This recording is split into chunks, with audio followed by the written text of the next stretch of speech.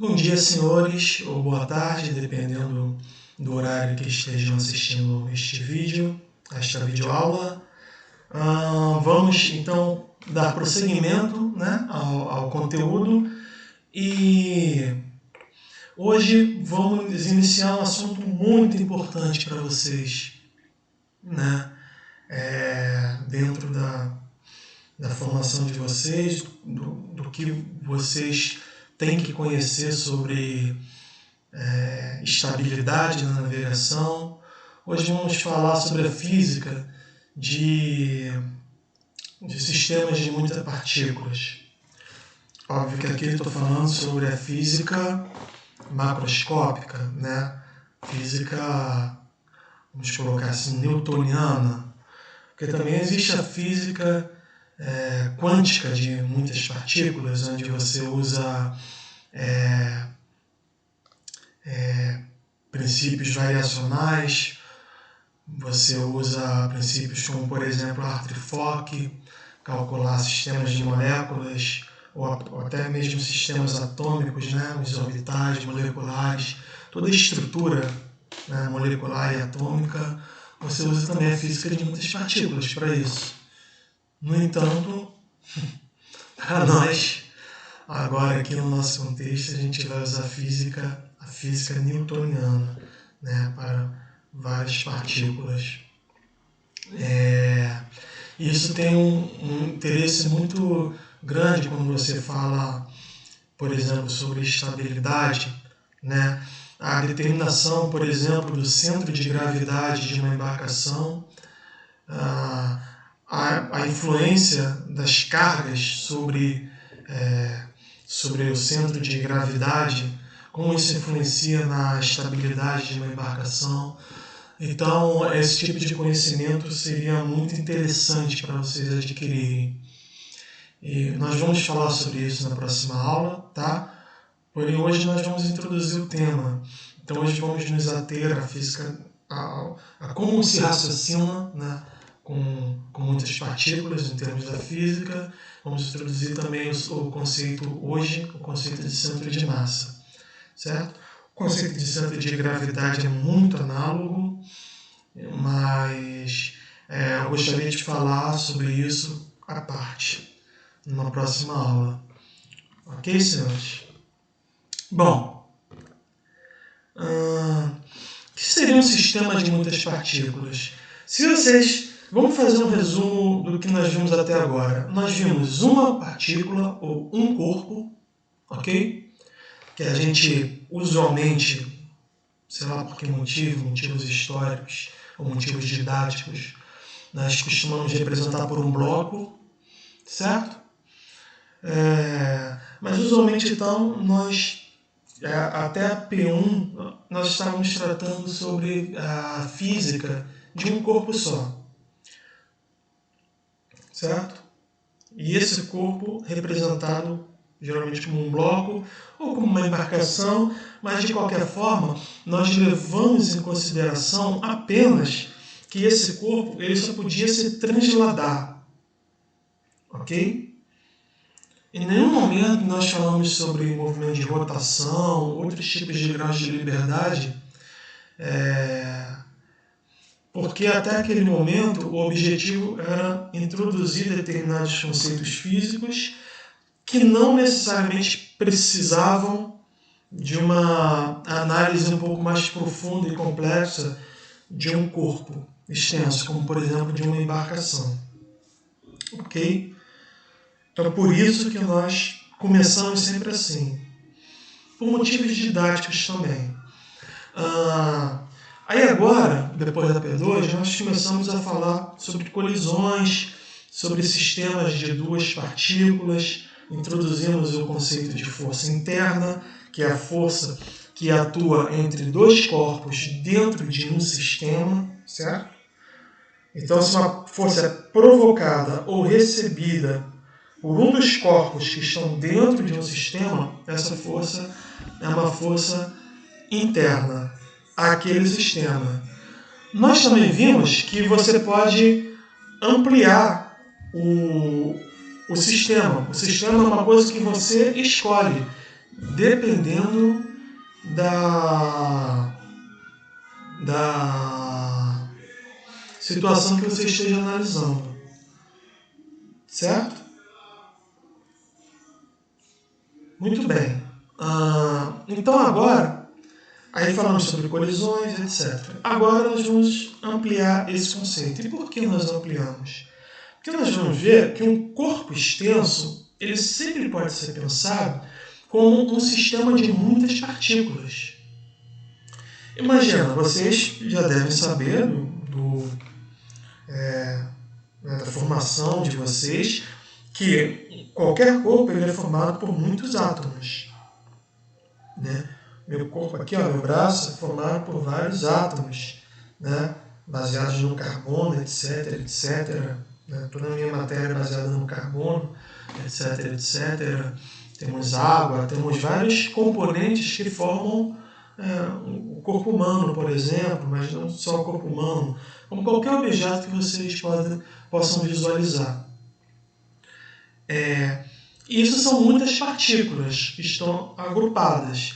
Essas partículas, dependendo da relação entre elas, do tipo de ligação entre elas, elas podem formar um corpo mais flexível, mais rígido, pode formar um fluido, um líquido, um gás. Isso depende muito das ligações atômicas ou moleculares que existem entre os componentes que formam o corpo, certo? Agora, uma embarcação, em princípio, ela pode ser pensada para determinados fins como um sistema de muitas partículas, onde essas partículas, elas, em princípio, num primeiro momento, podem ser pensadas como partículas rígidas, que nós chamamos de corpo rígido, certo?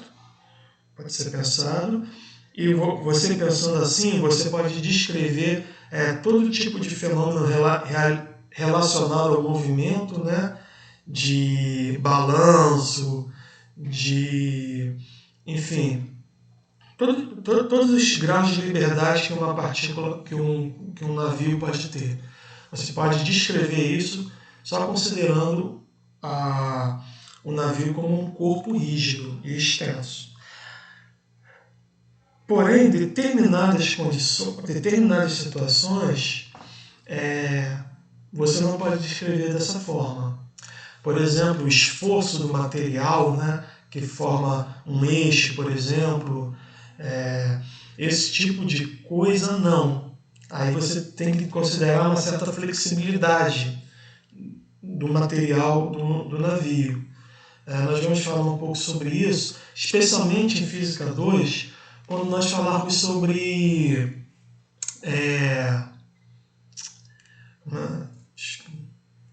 ressonância, fenômeno de ressonância. Então vocês vão ver que a rotação do motor, ela tem determinadas faixas de rotação que são proibidas, né? Você pode fazer o motor funcionar em algumas faixas de rotação, mas outras são proibidas, exatamente por causa desse fenômeno de ressonância.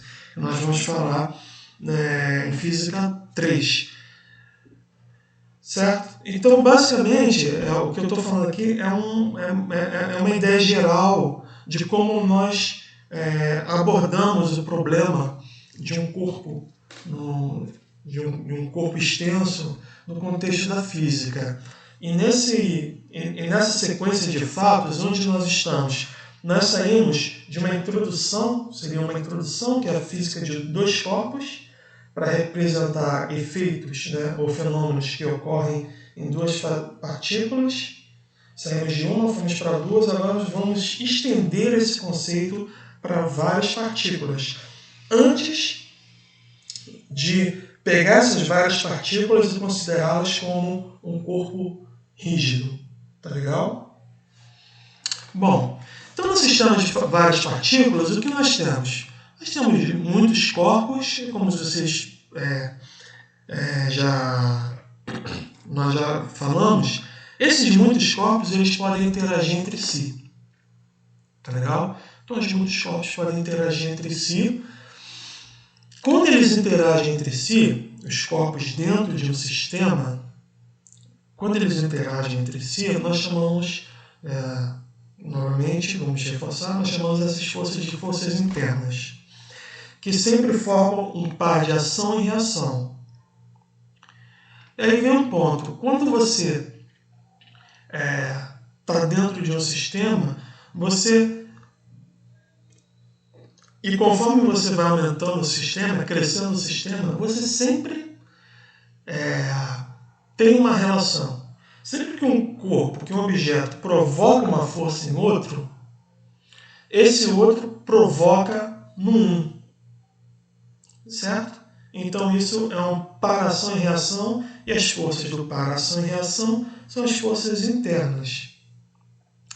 Agora, se você for ampliando cada vez mais o sistema, sempre para cada força que existe, que atua, sempre isso depende, claro, do que eu falei, da sua designação de quem será o seu sistema, mas conforme você vai ampliando o sistema, por exemplo, se você considerar o sistema o universo. Então, dentro do universo, o universo, as interações entre eles, entre as partículas do universo, são desse tipo. São sempre internas ao mundo, ao universo. Né? As interações são sempre internas. Isso é muito interessante. Então, sempre uma força está agindo na outra, e a outra revidando, né? Vamos colocar assim, numa reação.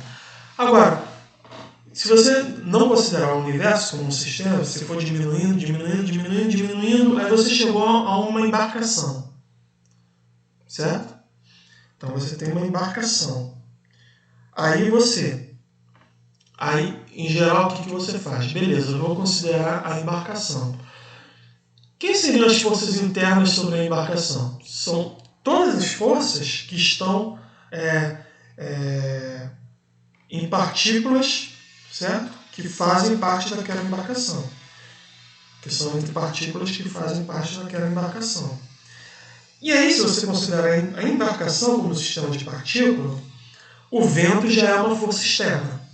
Por exemplo, a pressão da água, né, a força da água, as forças hidrodinâmicas, são outras forças externas atuando sobre a embarcação. Então, considerando a embarcação como um sistema, essas forças que vêm de fora, que não fazem parte do sistema, nós consideramos de forças externas. Tá legal? E o que acontece? Aqui nós mostramos matematicamente para vocês o que acontece. Se eu tenho N partículas, por exemplo, dentro de um sistema, qual é a força resultante? Certo? Qual é a força resultante sobre cada uma dessas partículas? Então, nós podemos representar matematicamente assim, ó. As forças representantes sobre cada uma das partículas seria o somatório da força externa.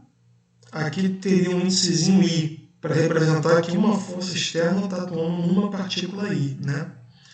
Então, se eu colocar o índice I numa dada partícula, a força externa, então, ela vai atuar na partícula 1, na partícula 2, na partícula 3. Não necessariamente a mesma força, tá? Como essa equação aqui faz pensar. Isso é porque eu esqueci de botar o índicezinho I aqui. Mas uma força pode atuar, por exemplo, de uma forma nessa, de outra forma nessa, de outra forma nessa partícula, daí por diante. Mas o fato é que todas essas forças podem estar sujeitas a uma força externa. E aí a força resultante sobre o sistema como um todo é o resultado da soma dessas forças sobre cada uma das partículas. Ok? E nós vimos então que além das forças externas, existem as forças internas, que são as forças produzidas e recebidas pelas próprias partículas dentro do sistema. Então, dentro desse sistema, nós temos a partícula I. Por exemplo, aqui pode ser... Imagina que eu chamei essa partícula de 1, 2, 3, 4, 5, 6, 7, 8, 9, 10, 11. Então, essa aqui, 1, 2, 3, 4, 5, 6 e 7. Então, tem a força da partícula 6 sobre a partícula 7, e a partícula 7 revida sobre a partícula 6. Certo? Quando eu somo, né, como as forças elas formam um par de ação e reação, ou seja, F para lá tem a mesma intensidade, mesmo módulo, mas sentido oposto, então, quando eu somar dois vetores que são iguais em módulos mais opostos, a soma desses dois vetores é zero. Ok? Acontece que isso ocorre, aqui eu representei essas duas partículas, mas isso ocorre para quaisquer pares que eu pegue aqui. Então, quaisquer partículas que interajam umas com as outras, sempre, como as forças são internas, sempre para cada ação que eu encontrar, eu vou ter uma reação que vai anular. E o resultado global disso é que essas forças aqui, o resultante delas dá zero. Ok? Então, para quem estiver um pouco mais interessado na matemática, notem que aqui eu coloquei I diferente de J, por quê? Porque a partícula I não pode interagir com ela mesma. Nenhuma partícula interage consigo mesma, ela interage com outra. Ok? Então, por isso eu coloquei síntese I diferente de J. Então, quando eu somo a partícula 1 até a partícula N, certo? Eu contabilizo a partícula 1 com a 2, com a 3, com a 4, mas nunca com ela mesma. Então, é isso que esse termo aqui da equação quer dizer. E aí, pela segunda lei de Newton, isso vai ser igual, né, a massa I da partícula I, né, 1, 2, 3, 4. Cada partícula não necessariamente vai ter a mesma massa. Então, para cada uma das massas, para cada uma das partículas, eu vou ter uma massa diferente. E essa massa, multiplicada pela aceleração, vai dar a força I. Tá certo? A força I.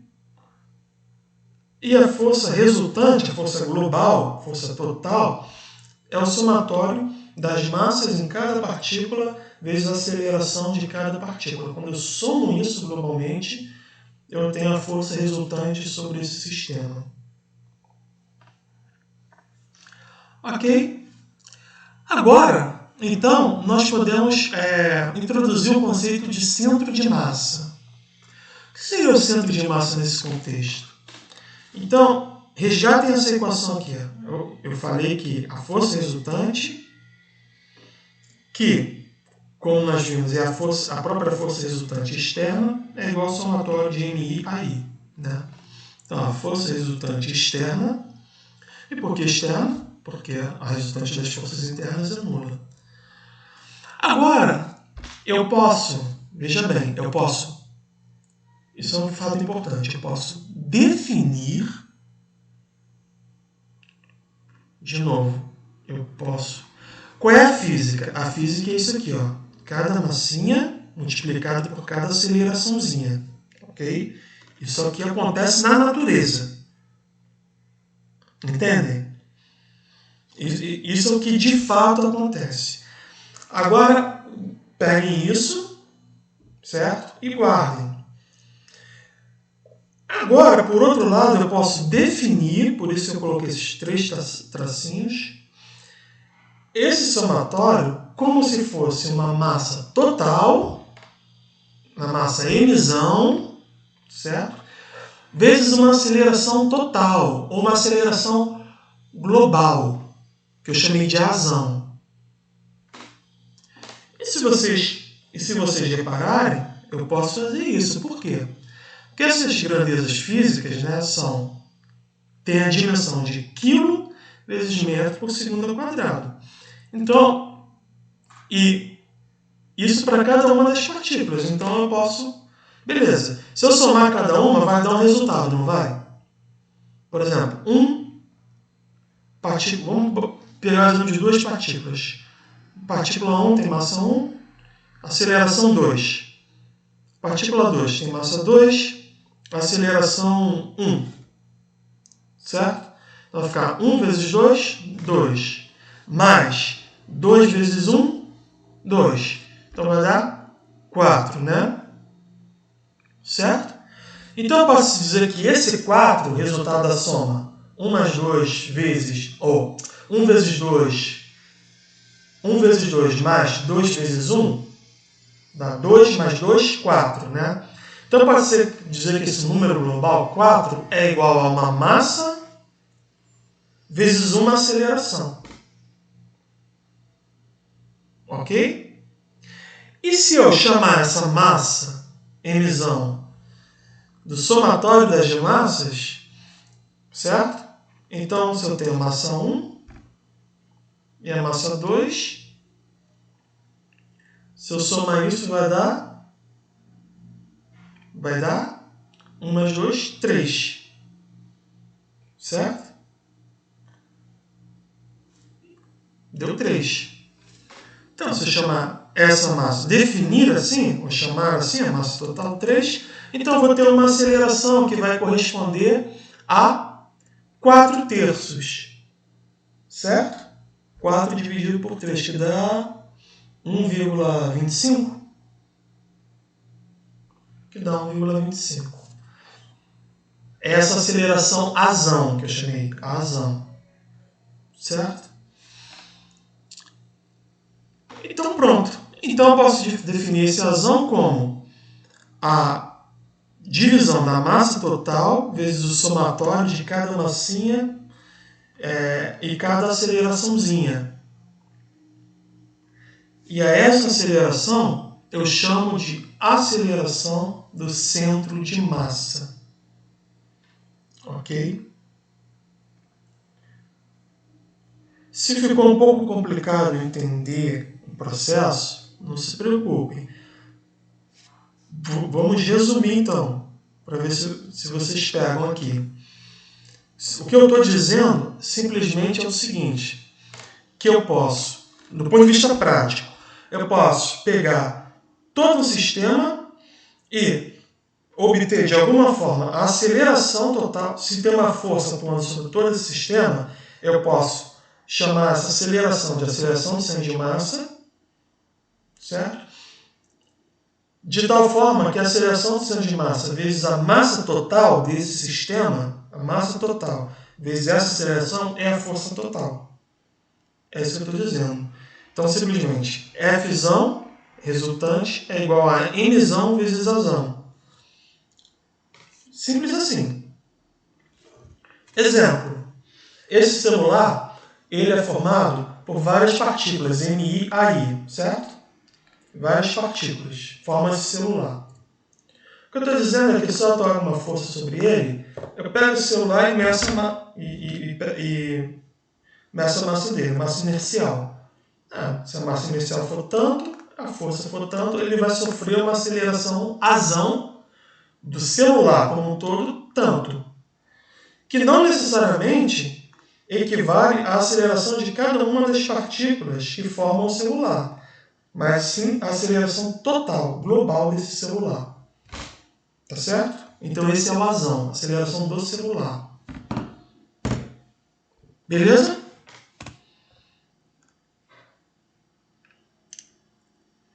Fazendo conta semelhante, utilizando as definições aqui, não vou entrar em detalhes para não cansar vocês, mas vocês podem ver que a partir da aceleração do centro de massa, nós podemos definir a velocidade do centro de massa. Olha que bacana. Então, a velocidade do centro de massa tem a mesma definição, ou uma forma bem semelhante à aceleração do centro de massa. O que muda é que, em vez de multiplicar a massa pela aceleração, dividir pela massa total, a velocidade do centro de massa é obtida a partir da multiplicação pela velocidade da partícula. Isso define, então, a velocidade do centro de massa. Certo? Ok? Por fim, um raciocínio semelhante nos leva ao vetor posição do centro de massa. Certo? Aí, agora, antes de falar comentar um pouco sobre o vetor centro de massa, eu abro uma observação aqui. Se vocês notarem, eu parti do inverso para chegar à definição da posição do centro de massa. Talvez o inverso do que vocês tenham visto no ensino médio de vocês. No ensino médio, os professores de cursinho ou das próprias escolas costumam definir a posição a priori. A posição do centro de massa é definida assim e é como se... blá blá blá, já vou falar também sobre isso, como se toda a massa estivesse concentrada, etc. Beleza, vamos falar sobre isso. Mas aqui eu gostaria de diferenciar e fazer vocês, reforçar para vocês como que a gente chegou a esse conceito. A gente chegou a partir da própria segunda lei de Newton para um sistema de partículas, né? Com uma força externa atuando sobre um sistema de partículas. Nós chegamos ao conceito de aceleração do centro de massa, velocidade e agora a posição do centro de massa. Tá certo? Então foi um caminho inverso. Bom, e o que seria a posição do centro de massa? Se você pegar a mesma relação, A é a derivada de V, né? E V é a derivada de R. Então, se pegar esse mesmo raciocínio, convido os senhores a fazerem isso, nós vamos chegar então à definição, por esse meio, da posição do centro de massa. Como é que ela é definida? Então ela é você fazer uma média ponderada do produto entre as massas e as posições. Essa é uma média ponderada. E por que uma média ponderada e não aritmética? Uma média ponderada é uma média em que você divide por um peso. Cada um dos pontos ou das posições tem um peso. E esse peso é dado pela massa que está localizada naquele ponto. Certo? Então, divide pela massa total, você vai ter a posição do centro de massa. Agora, note que a posição do centro de massa é um vetor. E como um vetor, se você escrever esse vetor aqui, convido os senhores a fazerem esse simples exercício matemático. Se você escrever esse vetor aqui, RI, né? RI é vetor, como XI, I chapéu, mais YI, J chapéu, mais ZI, K chapéu, naquela notação em coordenadas cartesianas que nós aprendemos, você vai ver que você vai poder separar cada uma das componentes, né? Usando propriedades distributivas, etc. Você vai poder separar cada uma das componentes. E elas ficam assim, ó. A posição X do centro de massa, ela vai ser a média ponderada das posições das coordenadas X do vetor R, bem como Y e bem como Z. Ok? Então, isso é importante porque esse mesmo conceito se aplica a centro de gravidade. Em geral, no centro de gravidade, você está preocupado com distâncias verticais, aplicada a estabilidade do navio. Então, você está preocupado com distâncias verticais ou deslocamentos em relação à posição vertical, né? Então, é importante vocês, de certa forma, dominarem esse tipo de conceito. Tá legal? E quanto melhor vocês souberem separar as componentes, escrever cada uma das componentes, mais fácil vai ser para vocês lidarem com esse tipo de assunto. Bom, então temos algumas propriedades do centro de massa, que você já deve ter visto, mas a gente pode revisar. Se o corpo é homogêneo, o centro de massa ele coincide com o centro geométrico do objeto. Ok? Coincide com o centro geométrico do objeto. Então, por exemplo, num triângulo aqui, esse seria o baricentro, né?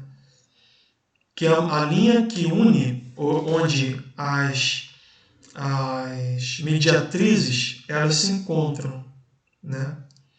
Então, se traçar uma linha aqui, outra linha aqui, onde elas se encontram é o centro geométrico do triângulo. E esse centro geométrico, se o triângulo for homogêneo, vai ser o centro de massa. Num retângulo a gente pode traçar, ou num retângulo ou num quadrado a gente pode traçar, né? Nesse caso só num quadrado. A gente traça duas diagonais. E aliás, pode ser igualmente feito se você traçar, né? Se você pegar a metade, dividir cada lado pela metade, traçar uma reta também, igualmente uma forma de se obter o centro geométrico de um quadrado, tal qual num triângulo. Ok? E, obviamente, o centro de uma circunferência.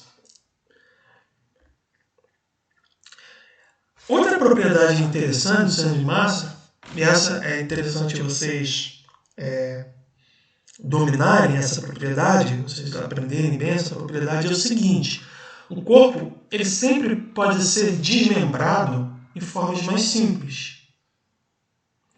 Se eu tenho, por exemplo, um corpo que não é nem um triângulo, nem um quadrado, nem um círculo, mas tem uma forma geométrica um pouco mais complexa, esse L aqui. Poderia ser qualquer outra forma geométrica, né, mais complexa. Então, nota o seguinte, que você sempre pode desmembrar em formas mais simples e o centro de massa resultante ele vai ser o centro de massa obtido a partir desses centros de massas parciais. O que isso quer dizer? Que se eu pego essa figura complicada, eu posso dividir ela num retângulo, nesse retângulo aqui, ó, nesse outro retângulo aqui, eu obtenho o centro de massa de um retângulo, que é mais fácil, de outro retângulo, C' essas duas linhas. O centro de massa, então, vai ser simplesmente agora você obter o centro de massa desses dois pontos. E aí vai estar por aqui, talvez. Ok? Por aqui. Certo? Então, essa é uma propriedade muito interessante. Bom, então para você verificar se você entendeu o que foi dito, eu separei esse exercício aqui. Né? Então temos 4 discos, todos de mesmo raio, mas eles têm massas diferentes. Estão arrumados nesse plano aqui, conforme a figura. A distribuição de cada disco é homogênea. Então, você pode usar algumas das propriedades que nós vimos no slide passado. Então a pergunta é, quais são as coordenadas x e y do centro de massa desse conjunto, do total desse conjunto de discos? Tá legal? Essa é uma questão proposta. Certo? Então na próxima aula nós vamos falar sobre centro de gravidade. Por hoje é só, pessoal. Espero que tenham gostado. E até a próxima. Tchau.